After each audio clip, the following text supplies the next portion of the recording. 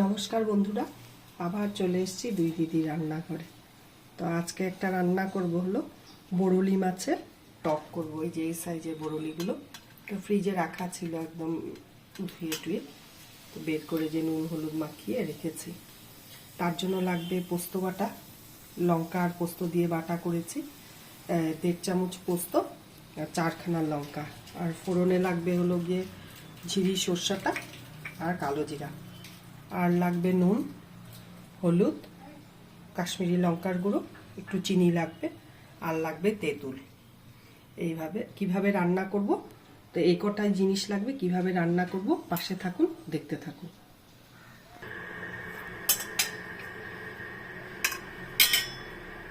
তেল গরম হয়ে গেছে, তেল দিয়ে পুরো ধোয়া উঠছে।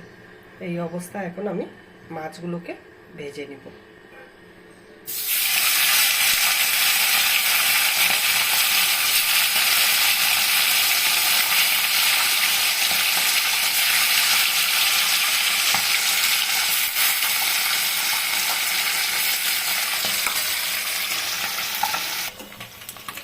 মাছগুলো কড়া করে ভেজে নিয়েছি, এক পিঠ হয়ে গেছে, আরেক পিঠও এই যে হয়ে গেছে। এখন তুলে নিব। এইভাবে সব মাছগুলো আমি ভেজে নিব। এই একইভাবে সব মাছগুলো ভেজে দিই। এই একইভাবে সব মাছগুলো ভেজে নিলাম কড়া করে। ওই একই তেলে এখন আমি রান্নাটা করব। এই যে সর্ষা আর কালো জিরাটা ফোড়ন দিব।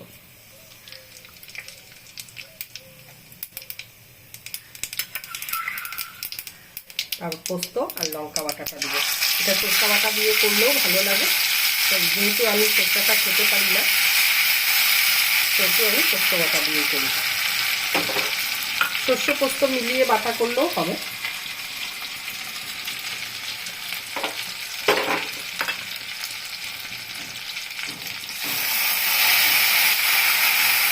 মাটি ধোয়া জলটা দিয়ে দিলাম। এখন একে একে নুন হলুদ চিনি সব দিয়ে দিব তার মধ্যে।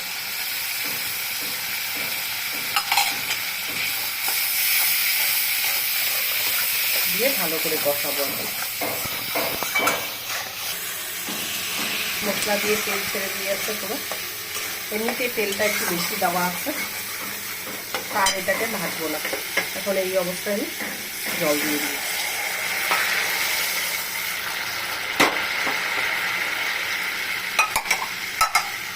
যেহেতু গরম জল করা ছিল, দিতে দিতে একদম ফুটতে শুরু করে দিয়েছে। গরম জল দেওয়া থাকলে এটাই একটা সুবিধা।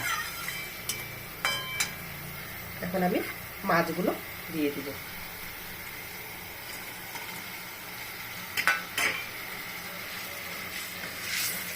এইভাবে তোমরা করে খেয়ে দেখো টক মাছ। টক মাছ খেতে অনেকেই ভালোবাসে, আর এই গরমকালের তো মারাত্মক লাগে। এই গরমে টক মাছ, টক দিয়ে যা কিছুই রান্না করা হোক না কেন, টক ডাল, টক মাছ, টক শাক দারুণ লাগে। এখন আমি এই যে এতটুকু তেঁতুল দিয়ে দিব। আর যত তেঁতুল পুরানা হয় তত ভালো। তেঁতুলের ওই যে কোষ্ঠকাঠিন্য, তারপরে হলো গিয়ে বুকে যে কফ জমে থাকে, এগুলোও খুব উপকার দেয়। এটা আমাদের বড়দের থেকে শেখা, জানি না সত্যি মিথ্যা, তাই আমিও বললাম তোমাদেরকে। এখন ঝোলটা একটু ফুটবে হালকা, তারপরে নামাবো। আমার টক মাছ রান্না কমপ্লিট। খুব মশলা কম, খুব ইজি প্রসেসে টক মাছ করে খাওয়াই যায় গরমকালে। এখন আমি গ্যাস অফ করে দিব। এইটুকু ঝোল রাখতেই হবে, এইটুকু গ্রেভি না রাখলে তো আর ভাতটা মেখে খাওয়া যাবে না। কালারটা কি দারুণ হয়েছে।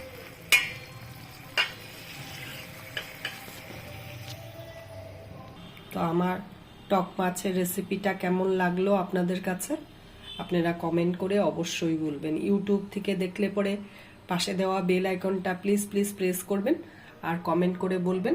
আর ফেসবুক থেকে যারা দেখছেন তারা নোটিফিকেশন তো নিশ্চয়ই ঢোকে, আপনারা গিয়ে হলো গিয়ে একটু শেয়ার করবেন প্লিজ। আর চ্যানেলটাকে যাতে আগে নেওয়া যায় সেই জন্য আপনারা কমেন্টও করবেন, শেয়ারও করবেন। আর বলছি ফেসবুকের বন্ধুদেরকে, যারা তোমরা আমার ফেসবুকে ভিডিওগুলো দেখতে পাও তারা গিয়ে ইউটিউবে সার্চ করে ভিজিট করে একটু প্লিজ সাবস্ক্রাইব করো। তো আজকের জন্য ভিডিওটা রাখছি। টাটা, সবাই ভালো থেকো, সুস্থ থেকো।